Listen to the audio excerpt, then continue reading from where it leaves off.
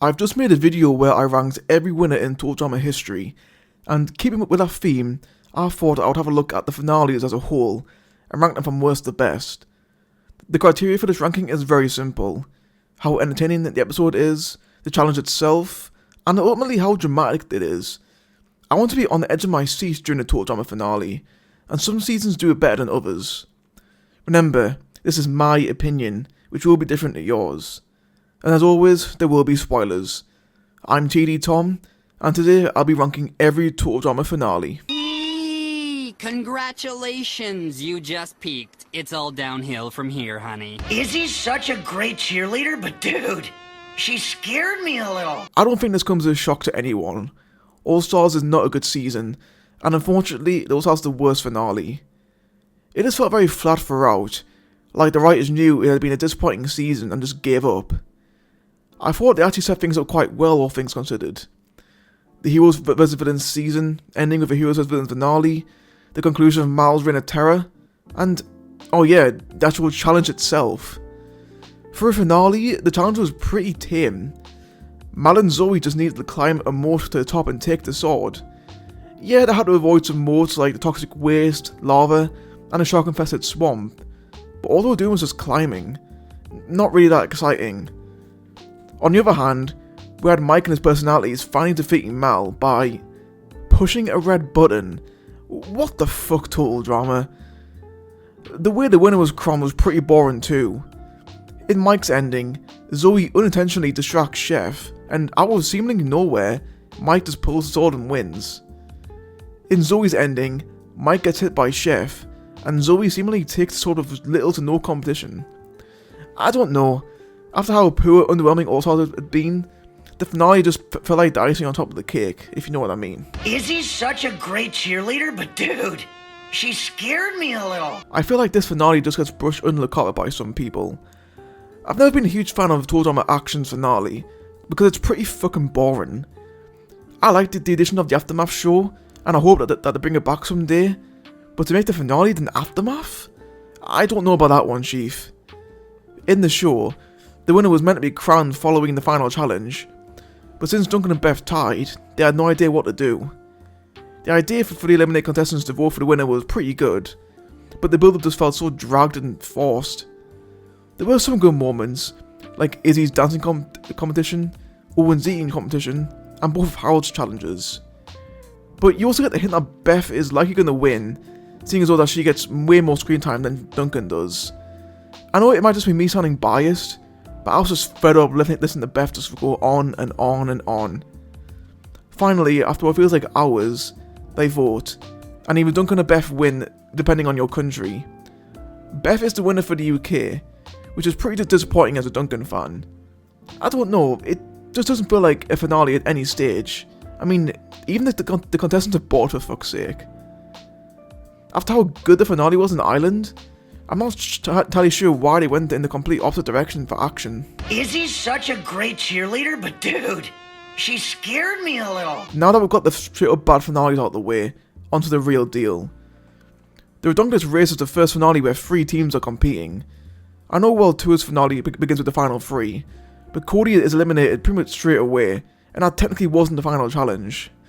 We're in New York for the finale, and the final 3 must drive to the Empire State Building to grab a briefcase and then take it to Central Park. There are also some funny moments here, like the police cadets having very good siren sound effects to push through the busy traffic, and the ice dancers just causing absolute havoc, including ramming Jeff and Brody off the road and nearly killing them.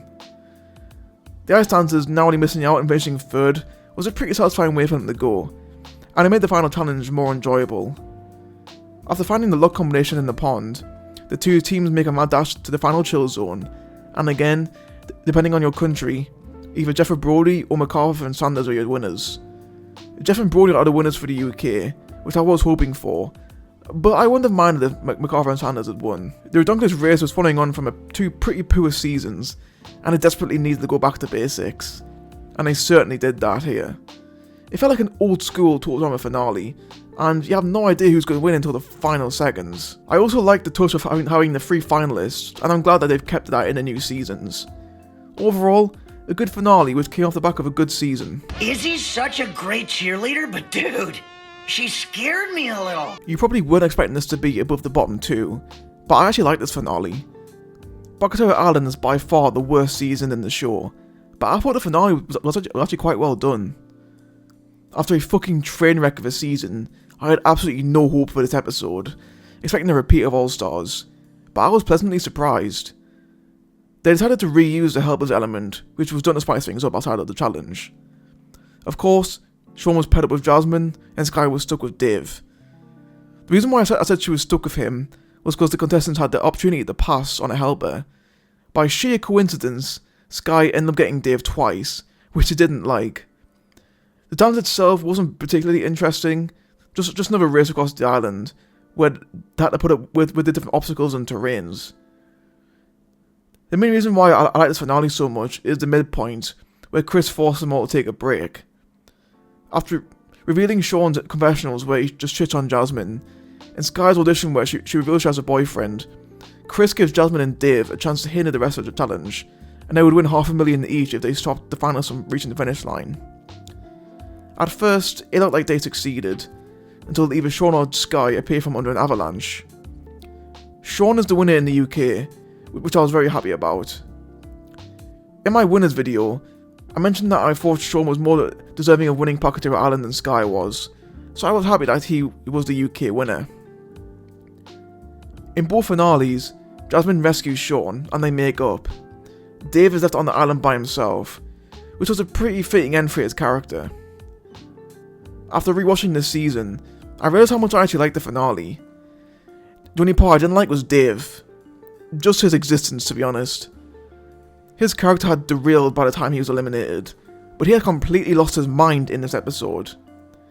I do feel slightly bad for him that Sky didn't communicate with him properly, and he found out through Chris of all people that Sky had a boyfriend, but god, he was just insufferable in this episode. Speaking of Chris, I actually really liked him in this episode. It was at this point in the show where Chris's character had just gone off the rails, and no one really liked him anymore, but honestly I thought he was hilarious in this episode. We saw some of the old Chris McLean here, where he would just annoy the contestants without trying to harm them or physically injure them. His idea to expose Sean and Sky halfway through the finale was pure genius in my opinion, and ultimately it made the episode far more interesting.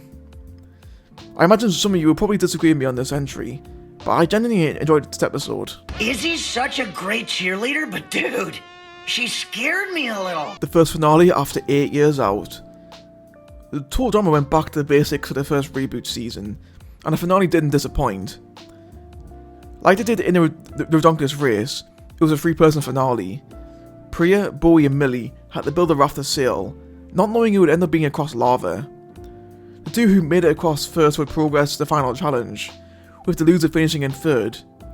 This would end up being Millie, since Priya opted to join Bowie's raft when hers broke apart, and they made it to the end first. Next, they have to climb the rest of the mountain carrying some goats. Once they get to the top, they need to milk the goats, drink the milk, and then get into a ball which rides down the mountain and towards the finish line. Priya and Bowie both vomit in their balls, so you can't tell who's in which ball. In the end, Priya manages to cross the line first, making her the winner. This is the first year where there was no alternate endings, so Priya is the winner throughout everybody. After recently rewatching the reboot, I thought this finale was done quite nicely. Although I think we all knew that Priya was going to win, Bowie held his own in the challenge, and we actually don't know who wins until the very final second. Bowie also played a huge role in this finale. He sets things up nicely by exposing Millie's book to Priya, which gives him an important edge in the first challenge. It was also funny seeing him get paired up with Julia to build the raft, right after he betrayed her in the last episode. The peanut gallery also had a good amount of input, which we rarely see in drama finales. Chef handing everyone popcorn while they watched the final finale die was also pretty funny. It was a good end to a good season, and every story had a pretty satisfying conclusion in my opinion. Izzy's such a great cheerleader, but dude, she scared me a little. The first ever finale. It's crazy to think that this first aired 18 years ago. Time has flown by. Looking back, it was important that the writers got this right, as it was going to set up the total drama finale for seasons to come, and ultimately set our expectations.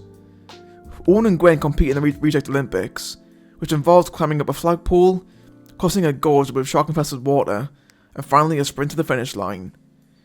Gwen has the lead for large parts of this challenge, and the running gag here is that Owen is not taking anything seriously and is just enjoying himself.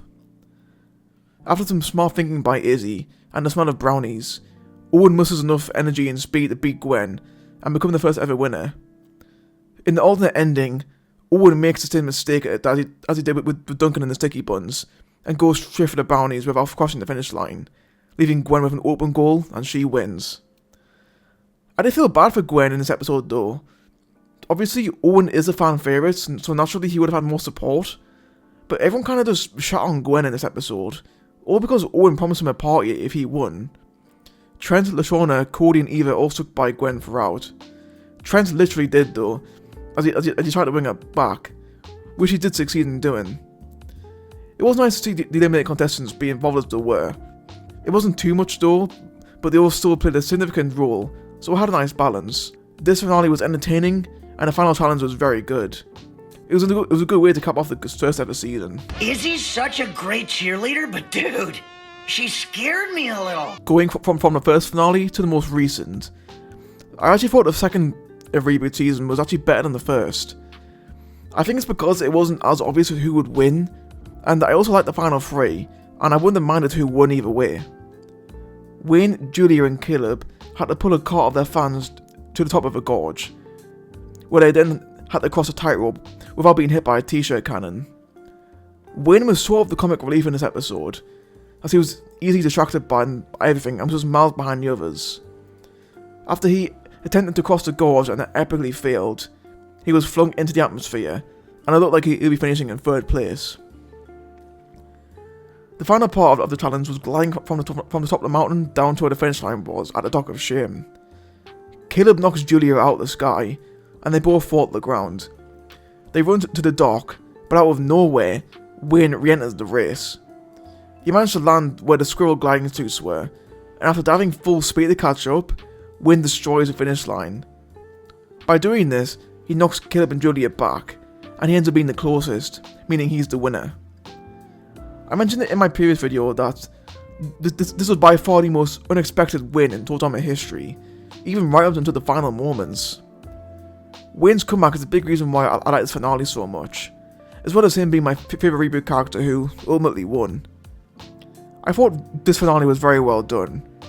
Every character had a good amount of screen time that didn't take away from the finalists. Caleb's team basically just being an anti-Julia team was very funny, and Wayne's team was just flat out epic. Except Chase. Fuck Chase. MK doing everything she could to help Julia was very sweet, despite the fact that she was debating whether she should do it or not, in order to rub it in Julia's face if she lost. Julia also losing most of her hair to the same dinosaur who she dissed in Season 1 was a good bit of karma, and also paid homage to Heather going bald at the end of Ireland. This was the first time since Gen 1 where we actually had a fairly fleshed out cast, and I hope we get a Season 3 someday, as there are still some moments that need ending. Overall, this was a better follow-up season than Action was in my opinion, and the finale did a great job of wrapping things up. Izzy's such a great cheerleader, but dude, she scared me a little. The first finale I ever watched. Revenge of the Island splits opinions among the fan base, but I still think it's a pretty solid season. It was always going to be difficult to replace the OG cast, and I think a full second season with the Gen 2 characters would have helped. It was the Bryn vs Braun finale, the David vs Goliath showdown. Everything was pointing towards Lightning easily winning against Cameron, but that wasn't the case.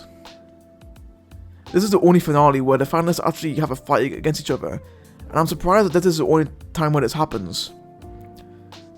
Cameron used his brain to become fucking Iron Man, whereas Lightning just made some basic armor and weapons from whatever junk he could find from Chris's junk pile. Lightning gets more hits on Cameron, but Cameron's hits do more damage. Chris introduces all the toxic mutants from the season as an added obstacle, which also brings the peanut gallery into play. Cameron wants to save everybody, but he struggles to, as the suit is too heavy for him to move in. After Lightning is struck by lightning, Cameron uses all of his strength to pin him down to win. It was a great way to end this underdog story, and I know that we were all buzzing for Cameron. I also like the touch of him choosing to spend his money on everyone else. This is the only time where we actually see this happen, and I really like it. In an alternate ending, Cameron falls to the ground first before Lightning does, and despite still getting struck by Lightning, he falls down on top of Cameron, pinning him down to win. Lightning only wins in the US, which is pretty interesting because usually the splits between the alternate winners are more even. Here, Cameron wins literally everywhere bar one country. Lightning's also a dick here though, who keeps all of his money for himself. Oh yeah, and Chris is finally arrested after dumping toxic waste. It's about time, honestly. This is one of the more action-packed finales, which is why I ranked it so highly, and it's one of the few that also had a pretty good ending. Like I said previously, this cast gets a pretty bad rep, simply because it just didn't have enough time together. But I like Revenge of the Island, and it should not be grouped together with All Stars and Pocketeer Island at all. Izzy's such a great cheerleader, but dude, she scared me a little. Is anyone really shocked that this is the best finale? I said that Alejandro was the best winner in Total Drama history, so of course his finale will also be the best. As I mentioned previously, this finale starts with the final three, which was also the first time it ever happened. It ends quickly though, as Alejandro beats Cody and eliminates him, leaving the finale between him and Heather. They construct models of themselves to use as sacrifices. They need to climb the Hawaiian volcano, along the way dodging a lava pit and falling objects, either of which would have definitely killed them. Despite getting trapped in the cage, Heather catches up to Alejandro, and right as he's about to win, Heather and Alejandro finally confess their feelings for each other, which ends in them having the most disgusting kiss in the show's history. Heather uses this to her advantage though, as she boots Alejandro on the balls and sends him packing down the volcano. Heather throws her model into the volcano, and after 3 seasons, she's finally the winner. In the alternate ending, Heather throws Alejandro's model into the volcano instead of hers, which then makes him the winner. After everything she's been through, that really would have been the most dumbest way to lose $1 million, and honestly is pretty out of character from Heather.